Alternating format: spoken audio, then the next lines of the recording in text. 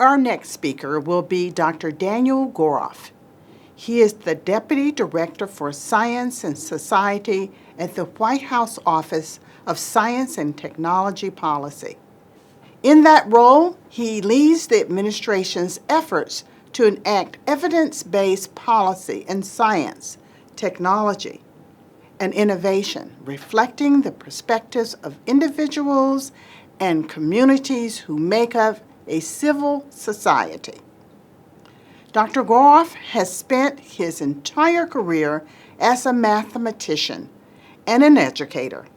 He is a professor emeritus at Harvey Mudd College in California and a former professor of Harvard University. At Harvard, he was the associate director of the Derek Bach Center for Teaching and Learning, and he founded the Mathematics for Teaching program that continues to award master's degrees to teachers every year. During his time at Harvard, he taught courses in economics and physics, engineering, and the history of science. He also created the pioneering course on decisions, games, and negotiations. Throughout his career, Dr. Goroff has advocated for research rigor and reliability, equity and fairness, evidence-based policymaking, and accountable institutional innovation. Please join me in welcoming Dr. Danny Goroff. Many thanks to all who have been preparing for and participating in this magnificent summit. I have to call out that last video we saw of the flight crew girls. Totally inspiring. I just love the enthusiasm and the message that there is more to math than numbers. Godspeed to each one of you. I am joining you from the White House Office of Science and Technology Policy, where I serve as Deputy Director for Science and Society. All of us at OSTP work for a president who has summed up America in a single word, and that word is possibilities. So I want to speak with you today about how the Biden-Harris administration is expanding opportunities for everyone all over America. And I want to thank you for your role in developing new possibilities for all Americans and to imagine new ways we can work together on making even more progress.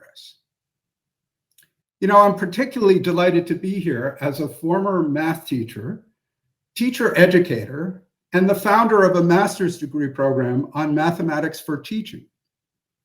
The hard-won lessons I've learned in those roles are ones I continue bringing to work with me every day.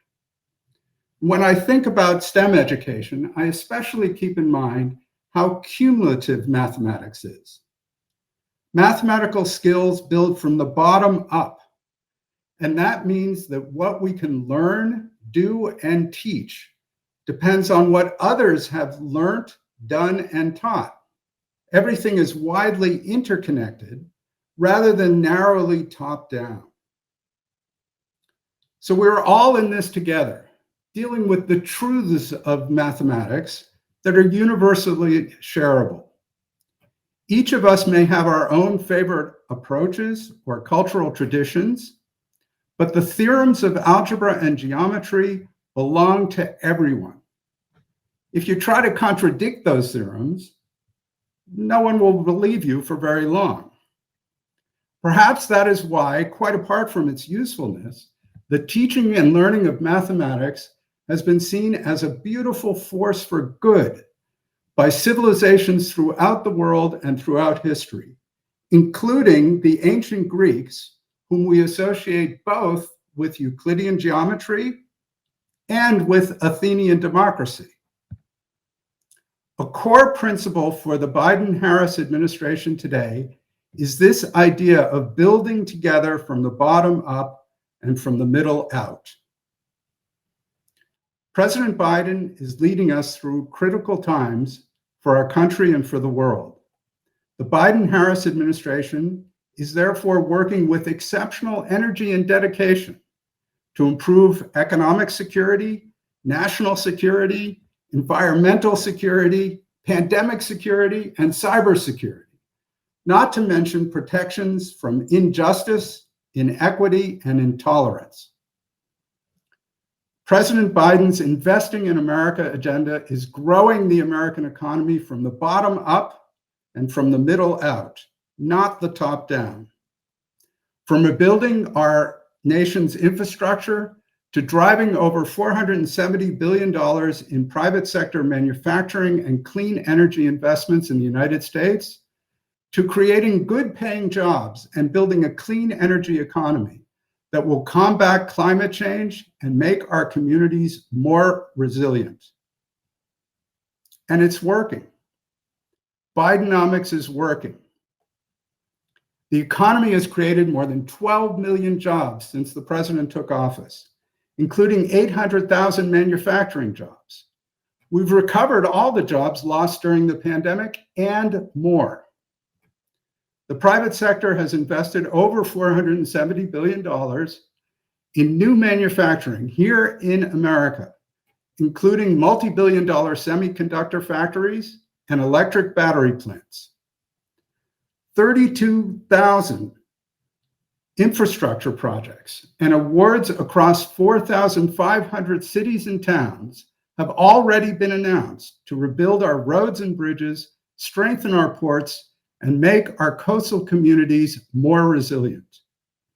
And we've brought lower energy costs, affordable high-speed internet, green school buses, and new job opportunities to strengthen communities that for too long were left out or left behind. For our students and their families, this means exciting career opportunities in everything from semiconductors to cybersecurity and from biotechnology to bridge construction. Good jobs are opening at all levels, including many that may or may not require a bachelor's degree. But nearly all of them do require basic familiarity, if not strong facility, with mathematics and mathematical thinking. STEM education is not just for enabling doctors, engineers, and tech entrepreneurs. It also opens opportunities to work in good jobs as aircraft mechanics and manufacturing technicians, dental hygienists and paramedics, forestry workers and environmental specialists, data scientists, and most recently as prompt engineers do. For everyone, moreover, regardless of career, STEM education opens opportunities to interact thoughtfully with nature, with technology, and with institutions that shape our society. And for us as educators in particular, this means that the work we are highlighting at this summit is more critical than ever. Instilling and inspiring mathematical proficiency for everyone is our sacred responsibility. The reasoning skills we impart underpin progress for the workforce and progress for society as a whole, not just from the top down, but also from the bottom up and from the middle out. This is the great fairness challenge for us as mathematics educators and for the entire educational, scientific, and technological ecosystem. We will not meet this challenge unless we start with some honesty about it.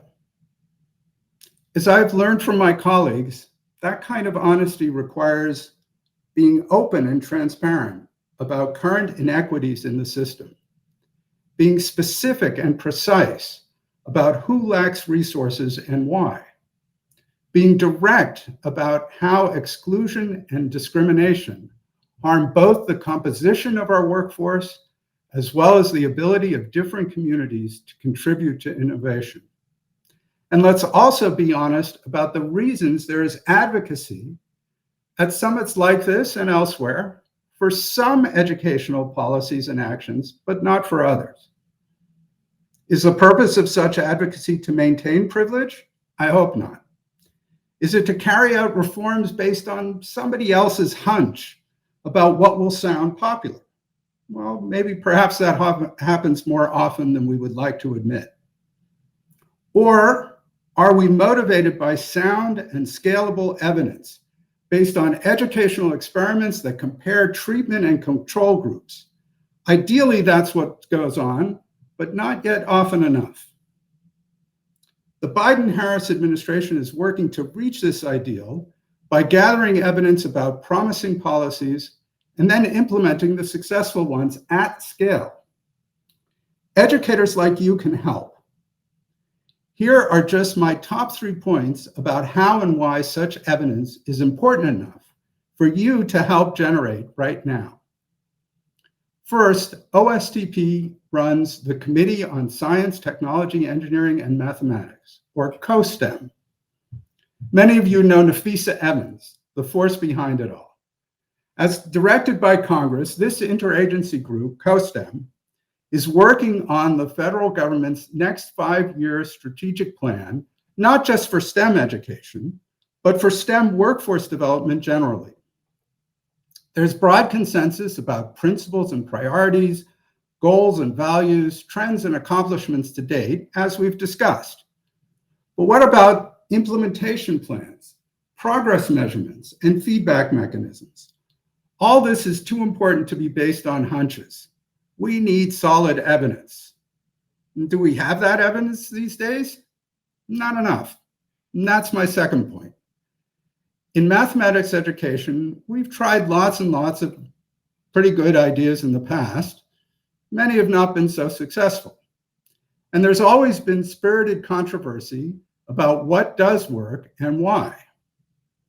Today, I would argue that most of what we thought we knew about teaching math has been totally upended by worsening achievement gaps, shrinking attention spans, and lost classroom months during the COVID pandemic.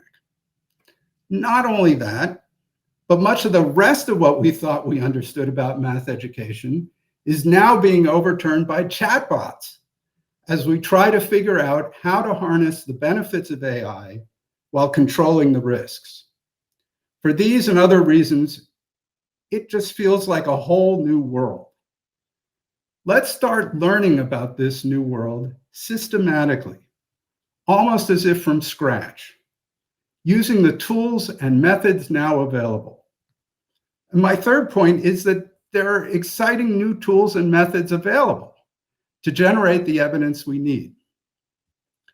Everyone is talking about data, of course, but I, for one, am much more interested in the questions that the data can and cannot answer than I am in data collection for its own sake. Why? By way of analogy, let me ask you this classic puzzle. If you want to curtail street crime, should you shut down all the ice cream shops? In most cities, you can find strong correlational data that would seem to support just such a silly policy. Ice cream sales and street crime both go up and down at the same time. But of course, that's because they both sync closely with outdoor temperature. The cautionary tale here, both for users of chatbots and for users of everyday statistics alike, is about mistaking correlation for causation.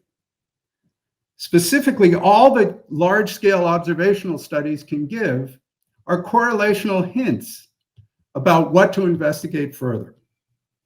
By collecting cohort data from tens of thousands of people about their habits and health, for example, the Framingham Health Study has been generating hypotheses for decades about previously unsuspected connection between cardiovascular disease and factors like exercise, blood pressure, and even fish oil. We can do this with math education too.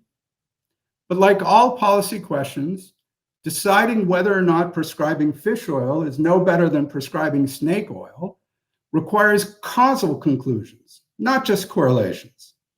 And these only come from interventional comparisons, such as carefully designed RCTs or randomized controlled trials. To me, anyway, policy questions are always causal ones of the form, if we do A, will B follow? As every math student has probably noticed, this is a very different statement from if B, then A. Neither can reliably be derived from correlations alone, since those do come out the same when you switch the roles of A and B like that. Math educators are beginning to conduct RCTs and other forms of causal inference too. The US Department of Education is already supporting fabulous work on platforms for running such trials. Tomorrow, we'll hear from Neil Heffernan about assessment, for example. Like the professionals who participate in nurses' health studies, math teachers can be especially proficient at following protocols and recording data while such experiments are running. And there are thousands and thousands of truly great math teachers who could not only participate in these experiments, but do so as respected members of the broader mathematical and research communities that can provide the design, organizational, and material support necessary to run such experiments at scale. Among the lessons I learned as a teacher educator is the importance of empowering teachers as professionals like this, and in particular, empowering teachers to address their questions and their challenges professionally. So the next step is to join together in formulating researchable questions that we want and need to answer experimentally at scale, because such evidence will make a difference. What kinds of questions should we prioritize? Arthi Prabhakar, the director of OSTP and the president's science advisor, often asks about situations like these. Somewhere, there is a mom with a dead-end job wondering how she'll support her family. Somewhere, there is a kid who has never met anyone who uses math or technology in their work. Somewhere, there's a guy who sees others getting ahead but can't find his way forward. And somewhere, there's a kid who feels different and isn't sure about being welcomed in a STEM community. Each of us does what we can to address such situations one at a time on a person-to-person basis. But together, we can also formulate hypotheses and test interventions for implementing policy remedies that are effective at scale for everyone, from the bottom up and from the middle out. This isn't easy, but the evidence we generate will contribute to making faster and broader progress on opening opportunities for all through mathematics education. May not be easy, but as President Biden says, America is defined by the word possibilities. Thank you.